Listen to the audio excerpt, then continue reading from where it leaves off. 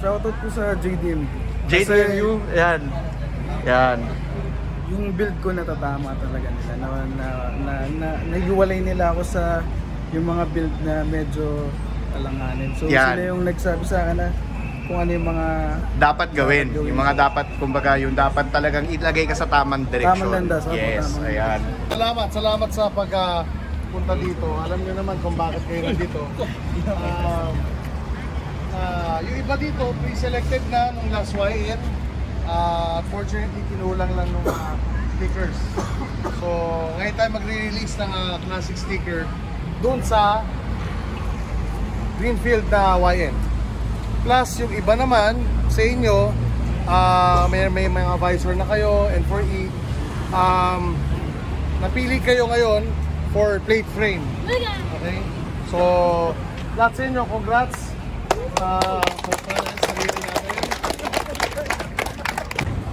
Okay guys, so good evening po sa inyong lahat. Welcome po for another vlog natin. And ngayon, Sabado ng gabi, nandito tayo sa Shell.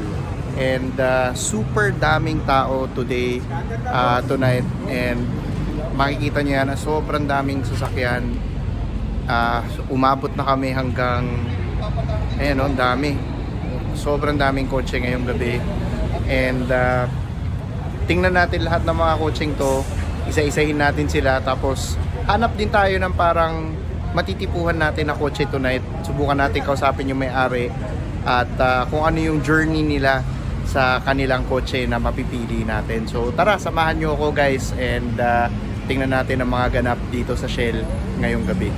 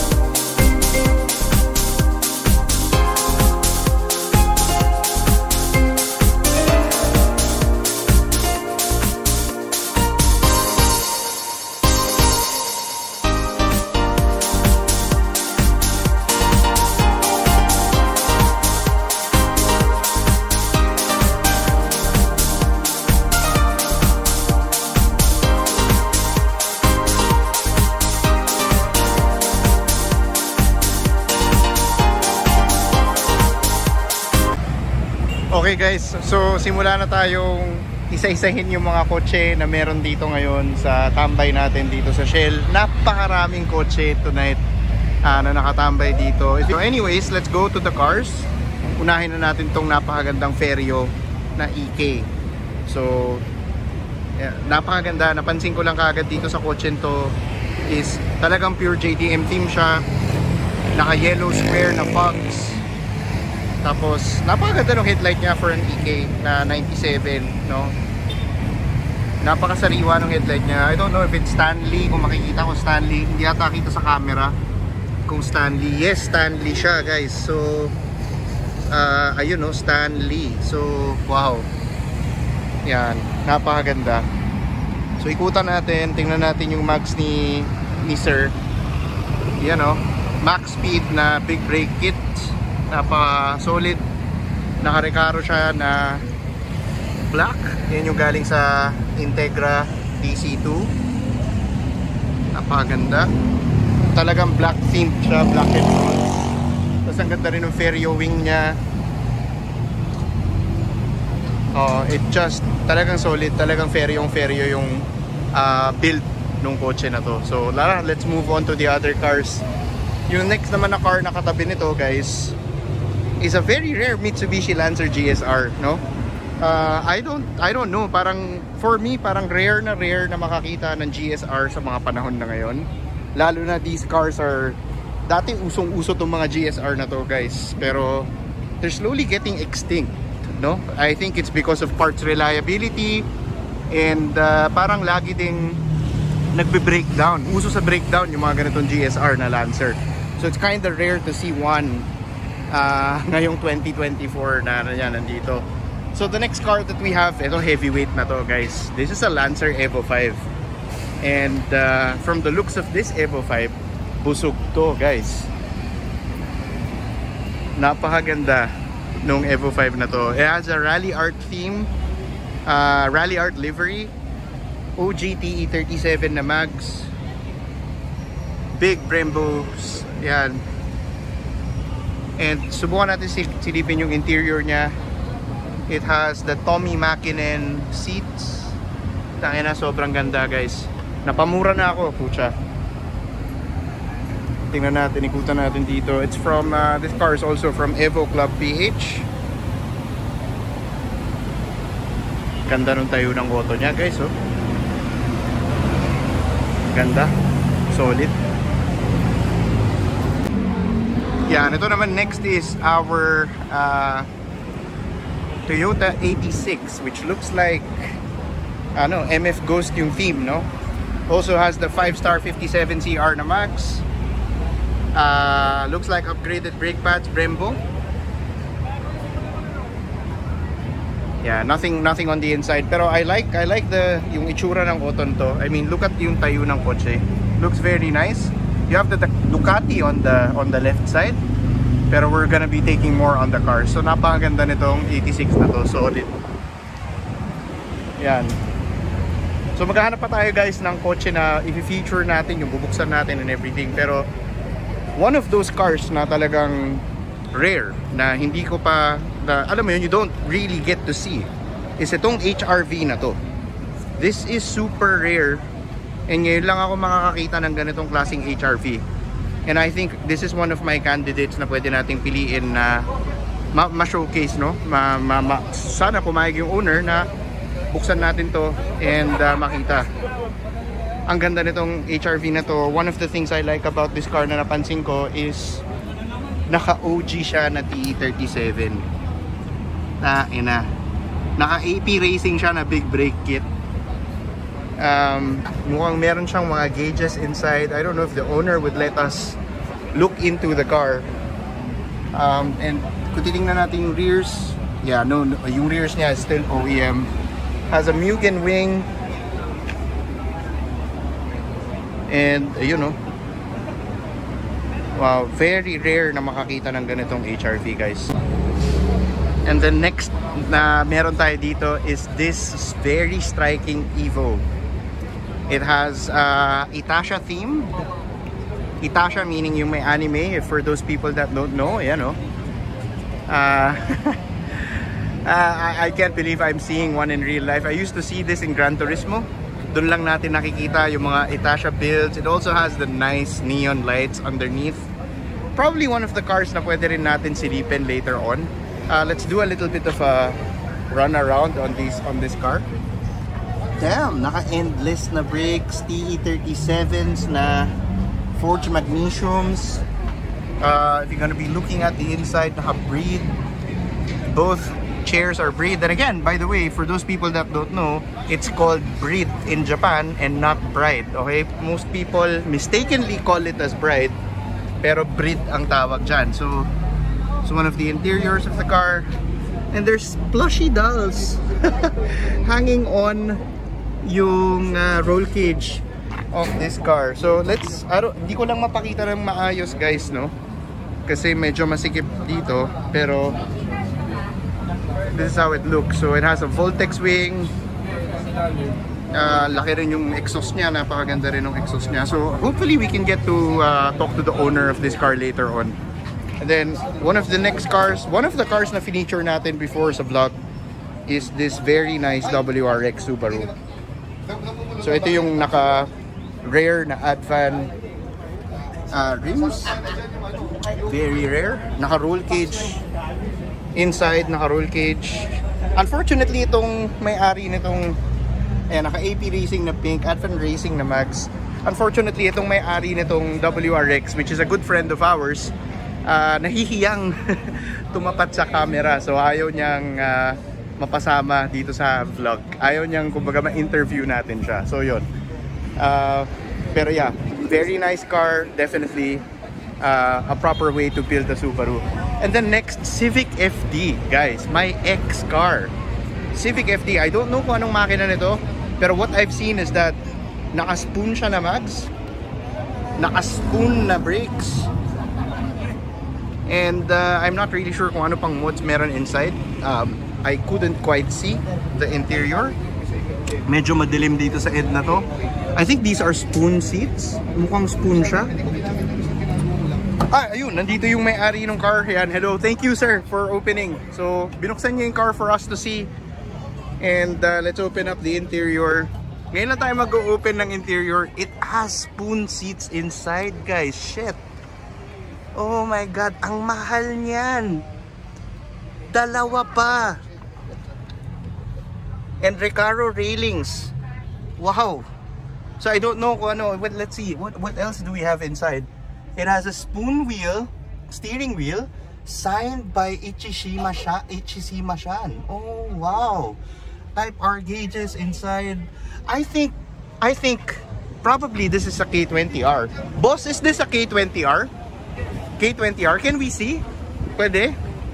Yan, the owner, ayan o si boss, yan, is kind enough to show us his car. Let's go into the backside muna ng kotse, pakita lang natin, no? Tingnan natin yung engine. The owner let us. Mabait yung owner.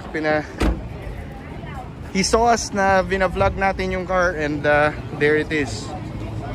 K20. Hindi nga lang Type R. Hindi ata Type R to. Ay, or Type R. Hindi ata. I'm not really sure if it's Type R. Let me double check. Hindi nga siya. Yeah, hindi siya Type R. It's a 2-liter lang na local K20. Yon. Nice looking car. So this side medyo mahirap. Try natin kunan later on if I can borrow some lights.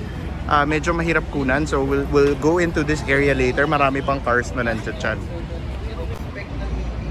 Yan guys, so dito muna tayo mag-focus sa area na to. This area kasi medyo may konting liwanag siya. So ito yung tatlong hatch na nandito. We have a Honda Jazz or a Honda Fit in other countries. I have yung Mini Cooper. This is my car, by the way, the blue Mini Cooper. And then we have an EK9 doon sa likod. This Jazz, I think, nasama na natin to sa vlog natin before sa isa sa mga tambay. Pero what I've noticed dito sa coaching to is that it has JDM headlights. Now, for those people that don't know, Jazz GK headlights, hindi naman talaga ganyan ang itsura ng headlights ng Jazz. So this is an upgraded version, and it costs quite a sum of money. Hindi siya ganun kamura. So napakaganda. Let's show the inside.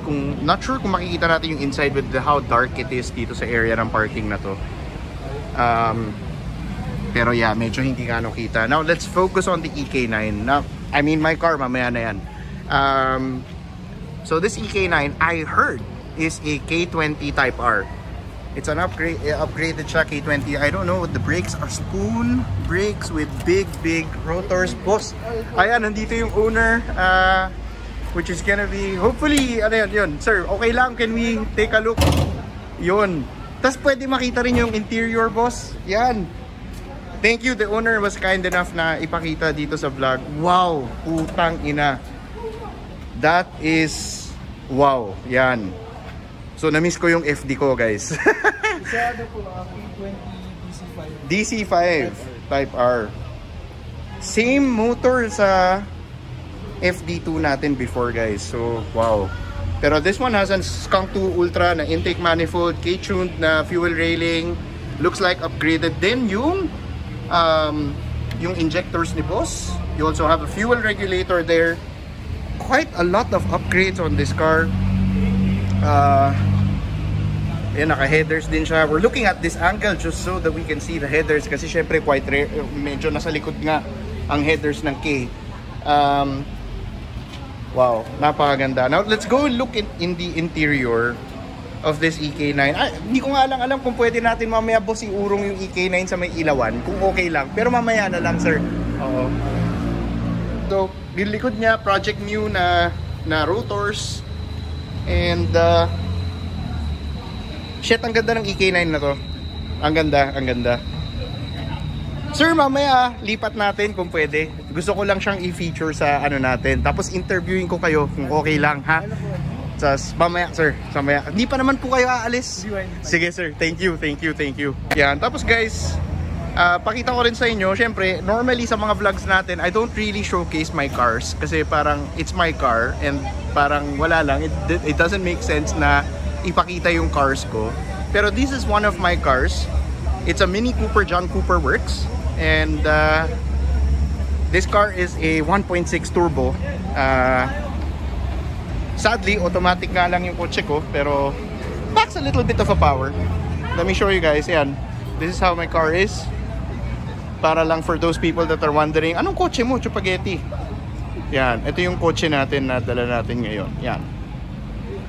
So, enough of that. Let's focus on more of the other cars dun sa likod. Okay guys, so this is something na hindi naman natin normally na nakikita sa mga tambay, no? Sa mga tambay natin dito, normally we focus on the cars. Like yung mga, alam mo yun, yung mga JDM cars. Now, we have some of our trucks na nandito, some of our friends na dala-dala yung mga rigs nila. And I find this Toyota Hilux very nice because ang ganda nung tayo ng kotse niya. It has very nice TE37 wheels. It also has a big brake kit. All-terrain tires, di ba? Ganda nung auto. So, sir, thank you. Hi, sir. Oo, sama lang natin sa vlog yung auto nyo. So, yan guys. Kakaiba lang. We have 3 of these guys here. 3 pickups. 3 rigs. Ayan o. Boss! Kaway-kaway. Yan, ganda ng mga yan, kakaiba guys, yan. Ito naka-match din tong white na Hilux na to. Let's take a look. Medyo may ilaw dito. It has TE37s. Wow, ganda. And meron din siyang parang rally mudguards na red. Ayan o, ganda. Jaos na mudguards. So, yan, quite rare. Not typically everyday na makakakita tayo ng rigs na 4x4 pickups na kasama natin dito sa tambay. So shout out sa mga may-ari nito mga pickups na to. You have nice cars and I love seeing them. Okay guys, so isa sa mga napili nating kotse is itong Itasha na Evo. So gusto kong ipakita to sa inyong lahat at nakausap natin yung may-ari, which is yung naka-yellow na nandun, and pumayag siya na i-showcase natin yung kotse niya. So ang gagawin natin is ipapalipat natin yung car doon sa slot na yon para maliwanag, and tatry rin natin kausapin yung may-ari ng kotse para makita natin kung ano yung parang naisip niya para ma-build niya tong kotseng to. So tara.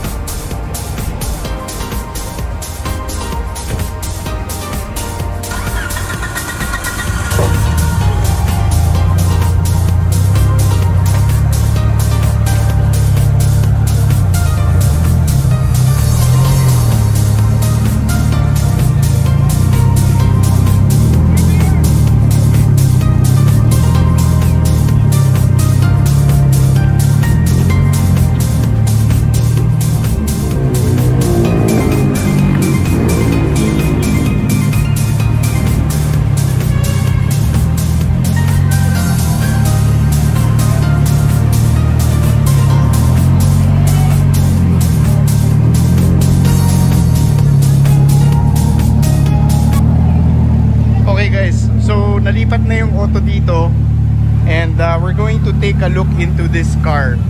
Now, I heard that this car has a lot of horsepower and a lot of things na nagawa na dito sa kotse to. One of the things na mapapansin natin is those really striking underglows of the car sa ilalim. So let's talk to the owner muna, guys. Hello, sir. What's your name, sir? My name is Edrel D. Edrel, what's up? Nice to meet you. Now, una sa lahat, napakaganda ng car. So, number one, really, really very nice car.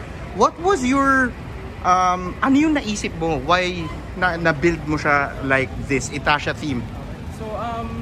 So my original, I came from an fan kasi ako ng anime. Yes, okay. So I did not come from like cars at the beginning. So sa anime talaga ako nahilig. Okay. And then when I had the means na to buy my own car, and kasi my dad owned an Evo before. So I wanted an Evo, pero the long-term plan talaga was to make it into an Itasha. I see. Kaya pala ganyan yung naging kinalabasan ng car. Now, I heard, sir, na your car is like, has a lot of horsepower. I heard from some of the guys na nandito, they were saying na, Chupageti, check nyo yung Evo kasi that car has a lot of horsepower. So, sir, how much horsepower does your car have at the moment? So we're at 545 wheel horsepower. Wow!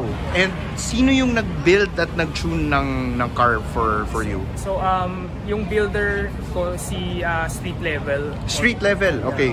Very Sila nice. Ocho. Sila Ocho, okay. And then yung nag-tune ng car si Matonetic. Okay. Si Uncle Mato. Yan, si Uncle. Yan. Okay. So, tara, tingnan natin yung can we go and take a look inside the car? Yan. Pakita natin, sir, the inside.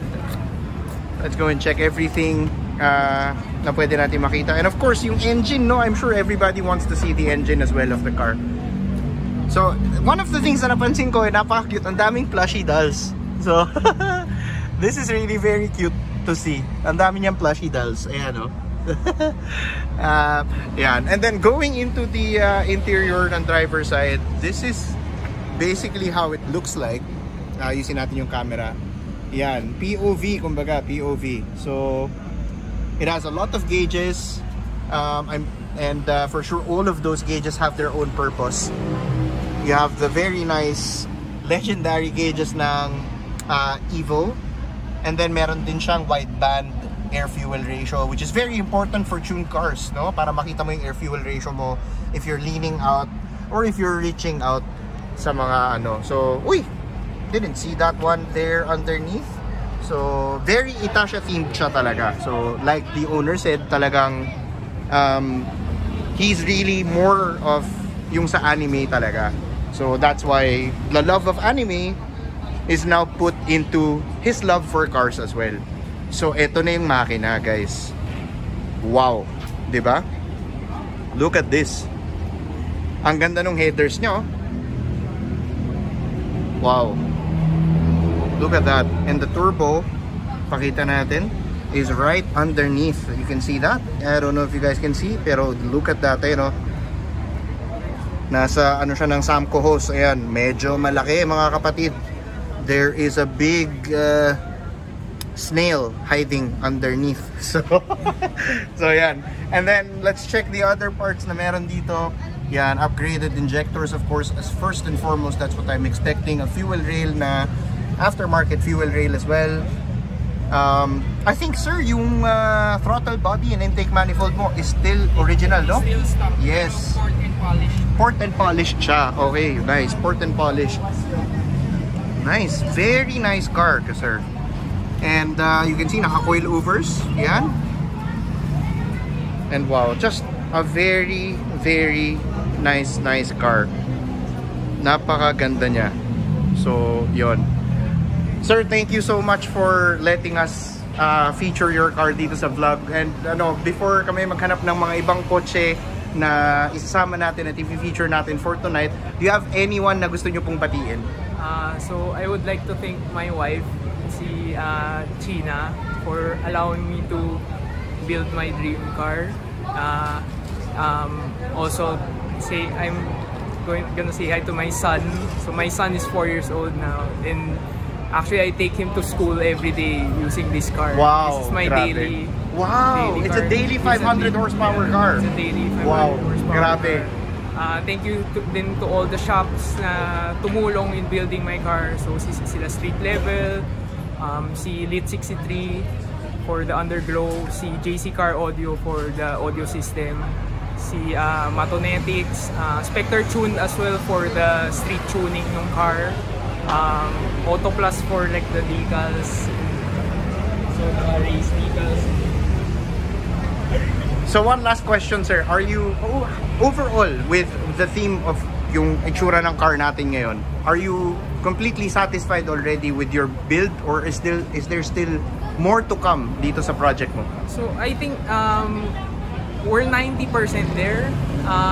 I don't want to say na complete na kasi Yes. project car is always like, It's always like, evolving, di ba? It's always So, evolving. Like for now, like I'm thinking of installing another wing kasi medyo maliit na siya for the wide body kasi the wing before this was for a stock na katawan talaga. Yes. So I'm looking to make it bigger for more downforce din.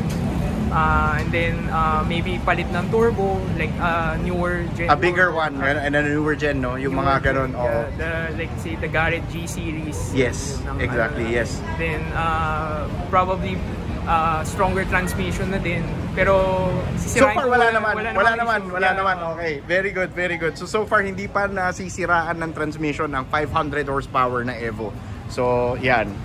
So that's it. Thank you, sir, for having us for letting us be part of your car dito sa vlog natin. Thank you.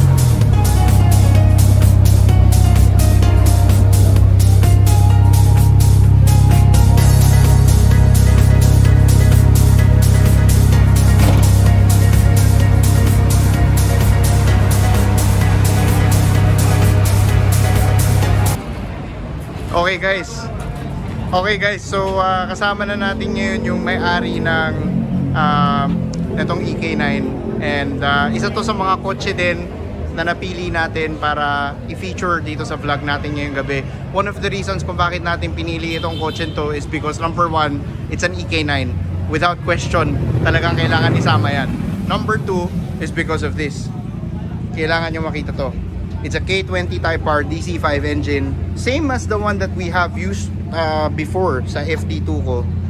And there's a lot of mods made on this DC2 on this K20R engine, no? As you can see guys, pakita natin muna sa inyo.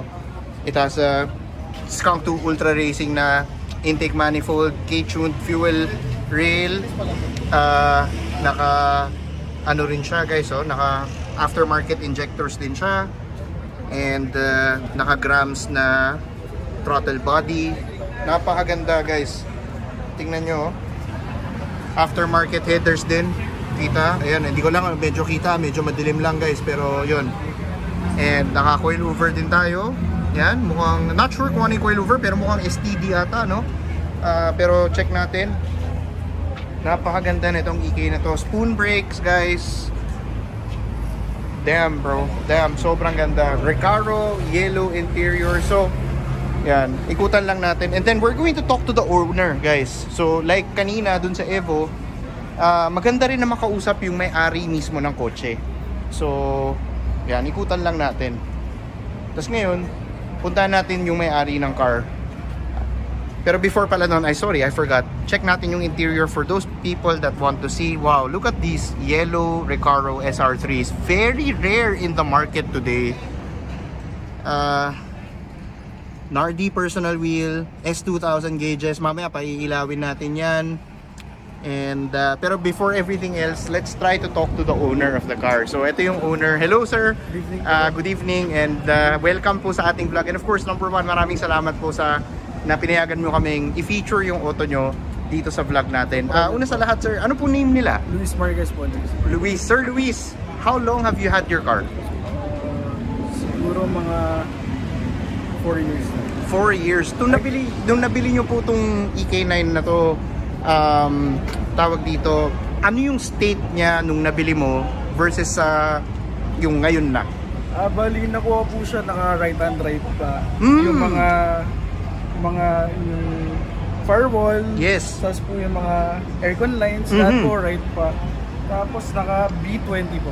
Naka B20 siya, naka B20 nung nakuha. So, ayan po, kinonvert ko na siya to left hand po. Tapos, ayan po, K20 na Type R po. So yung ginawa natin sir, nung conversion, tara sir, samahan mo ako dito, kwentuhan mo ako dito. Nung ginawa natin sir, nung kinonvert mo yung firewall na yan, how was the conversion done? Did you buy a donor car? Or bumili ka ng firewall of local scraps? Ano po, bali nakakuha kami ng bangga na GTI. So, okay. Simula dito hanggang dun sa dulo, local siya. Kasi people use na ito lang minsan eh. Yes, correct. Yes, that's what, kaya natanong ko yung question na yon. Ginawa namin na dulo-dulo siya. Ang ganda nga ng pagkagawa actually sir. Actually nung hindi nyo nasabi yan sa akin, parang hindi ko rin nakakalain na converted yung unit natin. Pero syempre, karamihan naman talaga ng EK9, lalo na pag tapos sir, W pa yung plaka nyo. Isa pa yon. So, normally yung mga EK9 talagang converted itong mga to kasi talagang lahat yan Japan talaga galing, no? So, gaano kahirap, boss, yung pinagdaanan mo para mabuo mo to? Para maging ganito tong auto mo today? Actually po, kailangan mo lang talaga enjoyin. Enjoy po talaga po yun. Masaya po eh. So hindi ka naman nakita mahirap. Siguro magastos. Oo, magastos talaga. Magastos po pero masaya po. Pero masaya. So yun. Kita nyo guys, marami nagsasabi guys, money cannot buy happiness.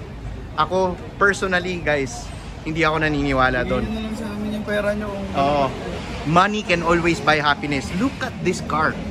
This is equivalent of happiness. Gaya nga nasabi nung owner natin. So sir, pakita naman natin yung gauge natin na umaandar para makita ng mga tao.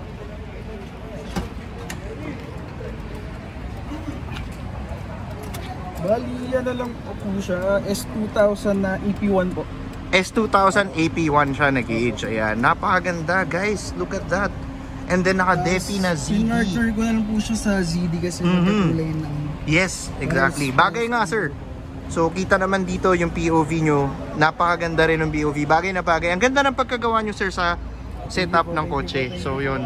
Ano po, shoutout ko na lang yung gumawa ng car ko, yung mga host sa engine, Wicked Auto Works po. Wicked Auto Works, ayan. Yan, shoutout po sa iyo. Tapos sir, bago ako mag-try maghanap ng ibang mga sasakyan na pwede nating i-feature ngayon sa vlog natin ngayong gabi. How content are you with the current status of your car? How content po? Yes. Bala ko, hindi pa content ako. Hindi pa. Marami pang bubuuin. Marami pang kukumpletuhin. Turbo, roll cage, tapos paint ulit kung kaya. Kung kakayanin. Para lang mas lumutang pa yung pintura ng kotse. Future 2 na build dyan, 62 na precision po. Yan. Napakaganda nun, boss. If ever na matuloy yun, we would love to see this car again with more mods and more upgrades. So yun. So sir, bago tayo umalis, anyone na gusto nyo pong batiin, alam ko nabati nyo na kanina yung Wicked Racing, pero baka meron pa kayong gustong batiin na iba. Shoutout po sa JDM.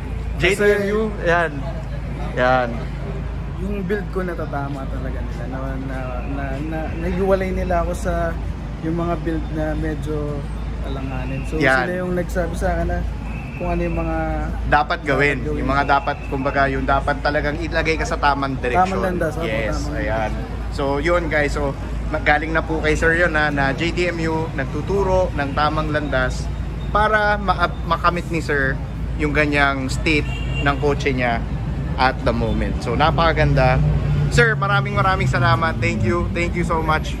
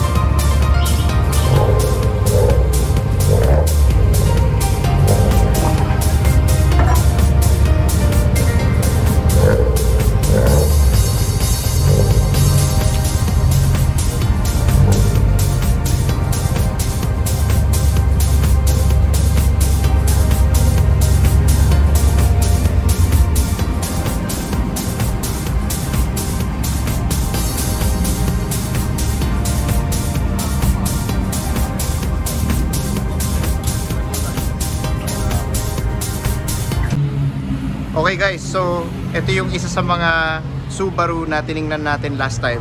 I don't know if you guys remember this. May mga nag-message din sa atin tungkol dito sa kotsen to sa page. And ito na siya. So napakaganda ng pagka-build dito. For those people na hindi nakakaalam, unfortunately, this is not an STI. It's only a WRX. Pero it looks like an STI with all the mods na ginawa dito sa kotsen to. So ikutan natin yung car.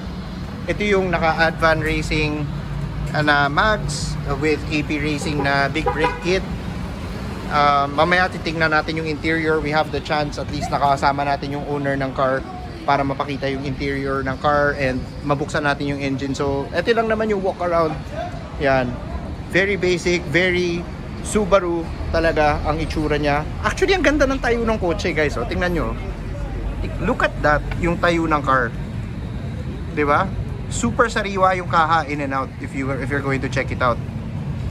The mags really complement the car very well as well. So tara, tingnan natin yung interior. Tara, open natin yung interior. Naka-roll cage yan guys, oh, inside. Yan, buksan muna natin yung car.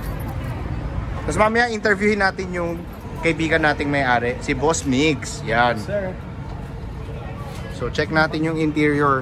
Yan, naka-brid na seats. Again, these seats are called brid, not bride. Okay? For those people na hindi nakakaalam, it's called brid in Japan. Cusco roll cage, Cusco cages. Wow, napakaganda. Look at that. Oh ha. Ito nga lang, naka carbon fiber yung ano niya, carbon fiber buo yung likod. So wala na siyang rear seats. Talagang 2-seater na ang ginawa dito sa car. So yan. And then you have the STI gauges. Yan oh. Ganda oh. And then yan yung Subaru na normal gauges. And of course, syempre as always for all tuned cars, importante ang wideband AFR para makita mo if you're lean or if you're running rich. Yan. Naka-Nardi na personal wheel. So, check natin yung engine naman. Tara, silipin natin yung makina nito. Very, very nice Subaru. And of course, interviewin din natin si Boss Migs after natin mapakita sa inyong lahat yung car. So, there it is. Solid, napakaganda guys, oh. Cusco. Kitang-kita agad yung Cusco na strut bars, 10 coilovers. Wow, ganda. Blow-off valve. Not really sure what brand yung blow-off valve na yan, pero ayan, meron pala. May brand HKS na BOV. May mga start na coupler tayong nakikita. Ayan. And Cusco na, yan, Cusco na cooling plate. Very nice, no? Napakaganda ng kotse. So let's kausapin natin ngayon yung may-ari. Ayan, si Boss Migs. Yes, boss. Yan. So, Boss Migs, gaano katagal nang nasa iyo tong Oton to? Bale, 6 years na, 6 years. 6 years. Wow, ang tagal na pala. So, yung 6 years na kasama mo tong car na to, ano yung mga naging parang pinagdaanan mo kasama tong kotse to? Yung mga memorable na pinagdaanan mo with this car? Actually, lahat naman eh. Pag tayong mga car guys, kumukuha tayo ng comfort sa kotse natin kasi hilig natin yan, passion natin yan. Pag may problema ka, pag wala kang makausap, kahit pa paano, pangit man pakinggan, weirdo man pakinggan, kinakausap natin yung kotse natin, di ba? Pare, totoo yun. Ilang totoo beses yan. ko ginawa yun. Yes. Mapa family matters, relationship, other relationship matters, basta problem. Yes. Nakukuha mo yung comfort. Pero ngayon na nabanggit mo yan, sir, sa akin, Boss Migs, ang question ko sa'yo, gaano na karaming mga tao ang nakilala mo because of your car? Madami na. Hindi lang basta kaibigan, pare. Sa 6 years na yun. Kasi hindi lang naman yung 6 years tong Subaru. Pero since 2009, nasa car scene na ako.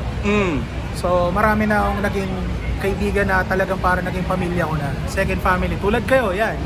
Second family ko na yan. Yun. Salamat, boss. Salamat. Yes, boss. So, galing, grabe. So, eto nga pala guys, anuin ko sa inyo, bigyan natin ng konting background, no? Si Boss Migs ay ang may-ari ng Dairitz. Yes, doon boss. sa Magallanes, no? Plug mo, boss, baka gusto mo i-plug yung restaurant Pag mo. may mga magagawin ng South sa Paseo de Magallanes, pwede kayong kumain doon sa Dairitz Burger and Roast Beef House. So, yun, chat lang kayo, Miguel Dairit. Napakasarap. Yun oh, may discount pa. So napakasarap nung restaurant nila guys. Natikman ko yung fried rice nila, Boss Migs. Nilutuan kami one time sa isang tambay. At napakasarap, I can say na masarap talaga. Pati yung roast beef na niluto nila. Maraming salamat sa masarap na food. So yun no, yan ang maano natin dito. So boss, ang question ko sa'yo, ngayon na 6 years na sa'yo tong kotse to. Yes, boss.